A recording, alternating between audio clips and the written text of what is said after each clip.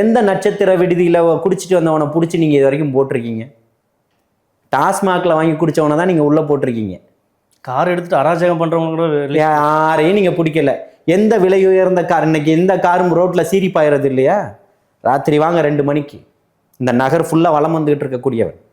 இரவு நேரங்களில் என்னென்ன கூத்துக்கள் அக்கிரமங்கள் நடத்துக்கிட்டு இருக்கு. நடக்கிறதுக்கு காரணம் யார்? இந்த காவல்துறை தானே, இந்த அரசாங்கம் தானே. அனுமதிச்சது யார்? அப்படி உங்களுடைய ஆட்சிகள் நடந்துகிட்டு இருக்கு. அப்போ இங்கே காட்சிகள் மாறிக்கிட்டு இருக்கு. நிச்சயமாக ஒரு ஆட்சி மாற்றம் வரும்ன்றதை மக்கள் நினைக்கிறான். அவன் கேட்குறான், நீங்கள் இதையெல்லாம் சொல்லி தானே ஐயா, நீங்கள் தானே நேரில் வந்தீங்க, உங்கள் பக்கம் நான் நிற்பேன்னு சொன்னீங்க, எங்களுக்கு ஒரு வாழ்க்கை கொடுக்குறேன்னு சொன்னீங்க, எங்களுக்கு பணி நிரந்தர ஆணை தரேன்னு சொன்னீங்க, இன்னைக்கு மாற்றி பேசுகிறீங்களே, ஆனால் எங்களை சந்திக்க கூட இல்லையேன்னு வருத்தப்படுறான். இவர் போய் கூலி படம் பார்க்க போகிறேன், நாங்கள் அப்படியெல்லாம் சொல்லவே கிடையாது, உங்களுக்கு நான் காலையில் சாப்பாடு போடுறேன். 4 ஆண்டுகள் ஆண்டதுக்கு பிறகுதான் இவனுக்கு சாப்பாடே கொடுக்கணுன்ற ஒரு எண்ணம் உங்களுக்கு தோணியிருக்கு. இது ஒரு கொள்கை அறிக்கை வைப்பீங்களா இது மாநாட்டில்? அப்படிதான் போக்குகள் இருக்கா? இல்லை, நிச்சயமாக மாநாடு என்பது பார்த்திங்கன்னா தமிழக மக்களுடைய தாக்கத்தை பூர்த்தி செய்யக்கூடிய ஒரு விஷயமா இருக்கும்.